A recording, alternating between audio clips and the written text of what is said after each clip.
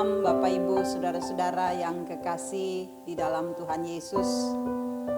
Malam ini kita jumpa lagi. Tentu kita boleh berbahagia, bersukacita karena kasih Tuhan begitu baik telah memampukan kita melewati hari ini dengan indah. Dalam renungan malam ini kita bersama-sama akan membaca firman Tuhan. Kita bersyukur bahwa hari ini Senin tanggal 20 Juli tahun 2020 kasih Tuhan tetap nyata dan kita akan merenungkan firman-Nya. Marilah kita menghadap Dia di dalam doa. Mari berdoa. Tuhan kekasih jiwa kami bersyukur bahwa Engkau boleh menyertai kami. Dan malam ini kami akan merenungkan firman-Mu. Biarlah Roh Kudus memampukan kami agar kami sungguh-sungguh melihat makna firman-Mu dalam hidup kami.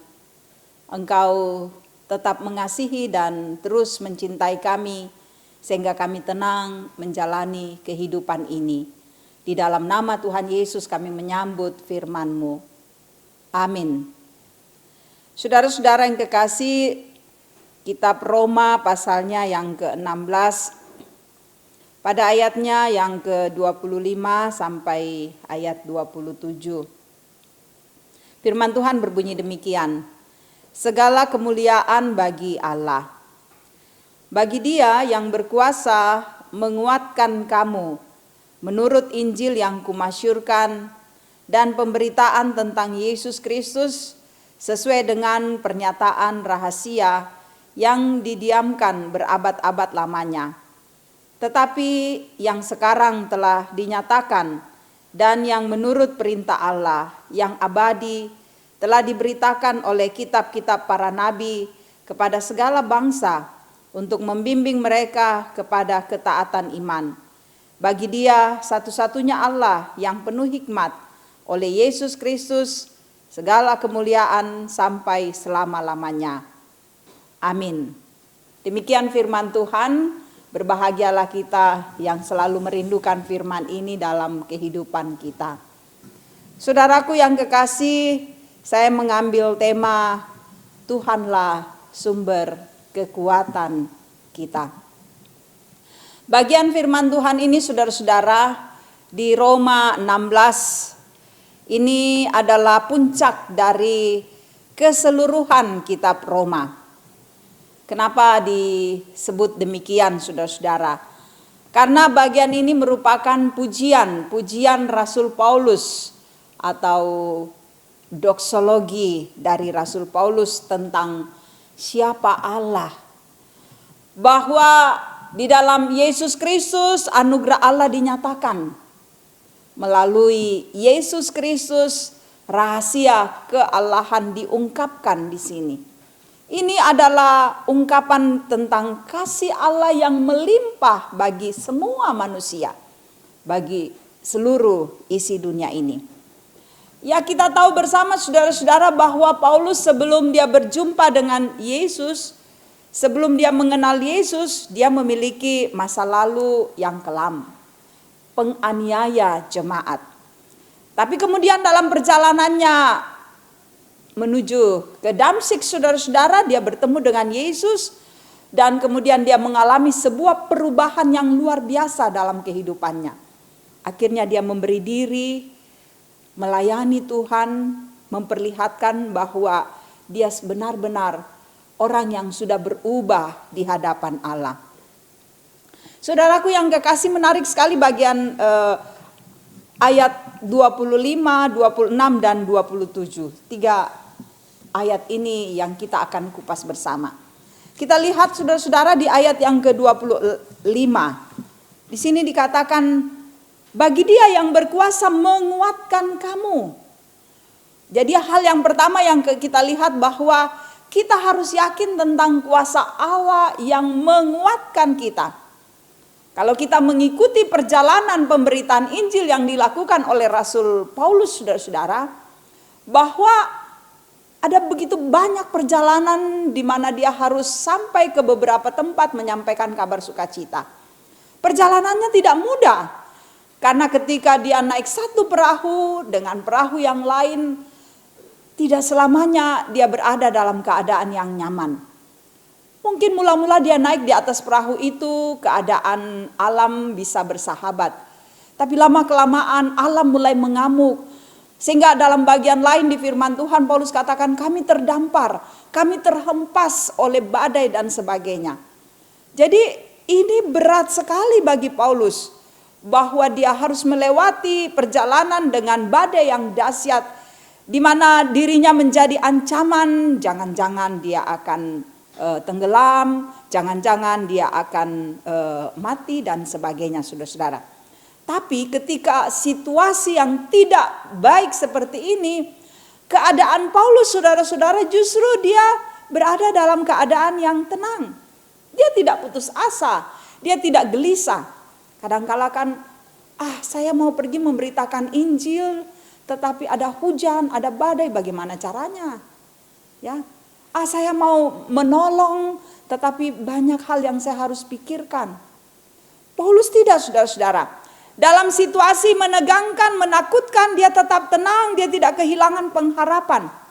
Bahkan Paulus memberi penghiburan bagi orang-orang yang ada di sekitarnya. Ini luar biasa. Bagaimana dengan kita? Di dalam keberadaan kita di mana kita mengalami banyak hal, tantangan, pergumulan, apakah kita juga bisa tenang seperti Paulus? Saudaraku, saya mengajak kepada kita bersama supaya kita jangan putus asa. Hal yang pertama saya katakan tadi, melihat firman Tuhan ini, bahwa Dia yang berkuasa menguatkan kamu. Tuhan berkuasa menguatkan kita. Tuhan berkuasa untuk menambah kekuatan yang besar dalam diri kita. Tuhan berkuasa untuk memberikan imun yang baik. Tuhan berkuasa untuk memberikan pikiran yang positif. Tuhan berkuasa mengatur jalan-jalan hidup kita. Dia berkuasa mengatur apapun di dalam dunia ini, di dalam hidup kita, di dalam diri kita. Karena itu kita harus meyakini hal ini. Ini yang pertama, saudara-saudara. Nah, hal yang berikutnya kita lihat, saudara-saudara, yaitu yang ada di ayat yang ke-26.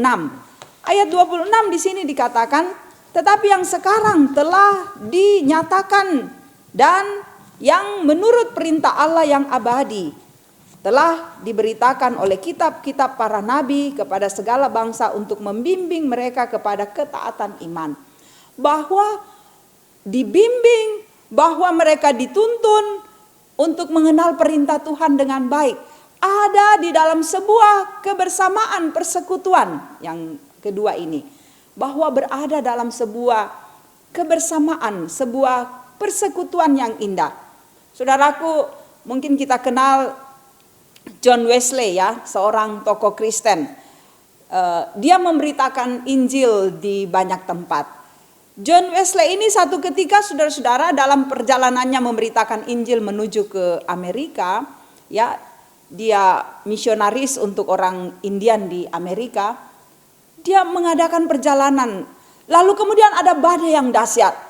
Sebagai seorang pemberita Injil, memang sudah memegang firman Tuhan, tetapi dia mengalami ketakutan karena melihat badai yang dahsyat itu. Dia ngeri merasakannya. Tapi kemudian dia mendengar ada pujian yang dinaikkan oleh beberapa orang. Sebuah kelompok yang bernama kelompok Moravian. Kelompok ini, saudara-saudara, menyanyi dengan bersyukur, dengan bersukacita di tengah-tengah badai yang dahsyat. Wah, ini John Wesley mendengar pujian itu. Takutnya tuh saudara-saudara besar. Tapi dia lihat orang-orang yang menaikkan pujian ini biasa-biasa saja. Lalu dia mendekati kelompok Moravian ini, lalu dia bertanya begini. Saudara-saudara, dalam suasana seperti ini saudara tidak takut? Tidak khawatir? Apa jawaban kelompok Moravian ini, saudara-saudara? Dia katakan, kita tidak perlu takut atau khawatir. Bila Tuhan memanggil kami pada saat ini, kami senang dan bersyukur. Kami bisa bertemu juru selamat. Jadi kenapa harus khawatir? Wah, ini luar biasa sekali. Ini membuat John Wesley menjadi shock. Dirinya seorang misionaris, pemberita Injil, tapi dia gelisah, dia takut. Sementara orang awam yang biasa-biasa saja, justru mereka yang tenang melihat badai yang dahsyat. Saudaraku, apa yang saya mau katakan? Yaitu iman itu, saudara-saudara, muncul dari suasana pribadi seseorang yang mengenal Tuhan dengan baik. Mereka mengenal Tuhan, makanya mereka memuji Tuhan, bersyukur, memuliakan Tuhan di tengah badai sekalipun. Karena mereka tahu Tuhan yang mengatur hidup mereka. Karena itu saudara-saudara, kelompok ini bersyukur dan tidak merasa takut. Kalaupun saat itu mereka tenggelam atau terjadi hal-hal yang di luar kemampuan mereka. Bagi mereka, mereka sudah bertemu dengan juru selamat. Nah, bagaimana dengan kita? Apakah dalam kehidupan kita bersekutu dengan Tuhan? Apakah dalam hidup kita selalu mengandalkan Dia? Saudaraku, kalau kita selalu bersekutu dengan Tuhan, maka hidup kita tenang. Seberat apapun kegelisahan yang ada dalam diri kita, sekuat apapun tantangan yang kita hadapi, karena kita sudah mengenal Tuhan, kita sudah bersekutu dengan Dia, maka Dia akan memberi penghiburan, Dia akan memberikan ketenangan dan sukacita bagi kita semua. Nah, hal yang terakhir di ayat yang ke-27 di sini dikatakan bahwa bagi Dia satu-satunya Allah yang penuh hikmat, oleh Yesus Kristus segala kemuliaan sampai selama-lamanya. Artinya saudara, bahwa kita diajak, ayo kita mengenal Dia, maka kita memberitakan Injil. Bapak, Ibu, saudara-saudara saya, kita punya kemampuan, kita punya talenta yang Tuhan berikan. Kita diajak menggunakan apa yang Tuhan berikan ini dengan mengasihi Dia. Kita menerima tugas panggilan yang luar biasa. Kita harus muliakan Dia dalam seluruh kehidupan kita. Karena itu seberat apapun yang kita rasakan dalam hidup ini, ingat ada mahkota yang mulia yang sudah Tuhan berikan dan yang akan terus kita nikmati bahkan sampai kedatangannya. Bahwa Dia sudah menyatakan cinta kasih-Nya, menghapus dosa kita. Dan karena itu saudara-saudara, kita diajak, ayo kita berjuang. Ayo kita menghadapi hidup ini. Muliakanlah Dia. Agungkanlah Dia dalam seluruh perjalanan hidup kita. Dengan demikian, apapun masalahmu, kondisimu, situasimu, engkau akan tenang, engkau akan kuat. Karena Tuhan Maha Kuasa mengatur hidupmu dan Dia akan memberi ketenangan. Engkau akan lega menghadapi hidup ini. Amin. Mari kita angkat pujian bersama, pertolongan-Mu.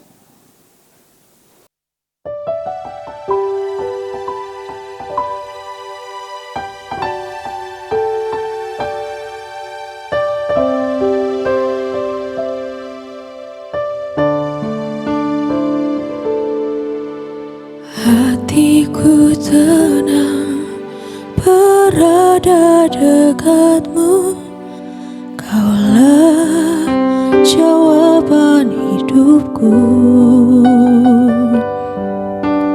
Hatiku tenang berada dekat-Mu, Kau yang pelihara hidupku.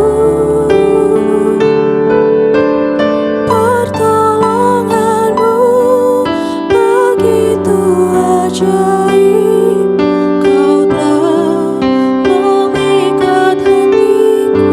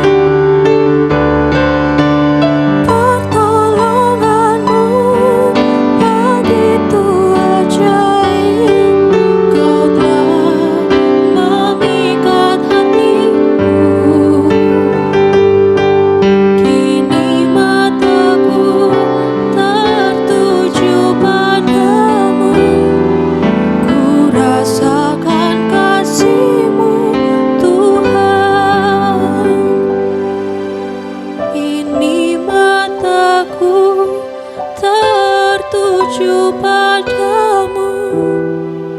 Ku rasakan kasih-Mu, Tuhan. Pertolongan Tuhan selalu nyata bagi kita dan Dia akan hadir untuk memampukan kita melewati segala pergumulan hidup. Mari saudara kita satu dalam doa. Bapa di sorga, kehadiran-Mu memberi ketenangan dalam setiap badai kehidupan yang kami alami. Karena itu Tuhan, kami berserah diri selalu kepadamu. Terima kasih untuk firman yang kami dengarkan. Engkau berkati kami semua, berkati jemaat-Mu, jemaat Satria Kasih, setiap pribadi, setiap keluarga. Tuhan jaga, Tuhan lindungi. Engkau menopang kami menghadapi kehidupan yang kami rasakan. Biarlah Tuhan, anak-anak kami Tuhan berkati, pekerjaan dan usaha kami Tuhan berkati, semua yang kami rencanakan ke depan Tuhan berkati agar dapat berjalan dengan baik. Biarlah damai sejahtera-Mu menjadi bagian yang indah dalam hidup kami sehingga kami kokoh menjalani kehidupan ini. Bapa di sorga, Engkau juga memberkati untuk bangsa dan negara kami, untuk upaya pemerintah kami di dalam memberantas penyebaran COVID-19, upaya pemerintah kami membantu saudara-saudara kami yang menghadapi berbagai peristiwa bencana alam, banjir bandang, longsor, dan juga situasi-situasi yang berat yang dialami oleh masyarakat. Mampukan pemerintah kami untuk melakukan yang terbaik sehingga masyarakat boleh tenang. Bapa di sorga, kasihi seluruh pelayanan majelis gereja, kasihi kami Tuhan, biar kami terus melayani dengan sukacita. Malam ini kami serahkan hidup kami dalam kuasa-Mu, semoga kami melewati malam ini dengan tenang, dan kami percaya bahwa Tuhan Gembala yang baik akan menopang kami menghadapi kehidupan kami sekarang dan selamanya. Di dalam nama Tuhan Yesus kami berdoa. Amin. Bapak Ibu yang kekasih, terima kasih boleh menyaksikan siaran renungan malam yang disiarkan dari Jemaat Satria Kasih Klasis Makassar Timur.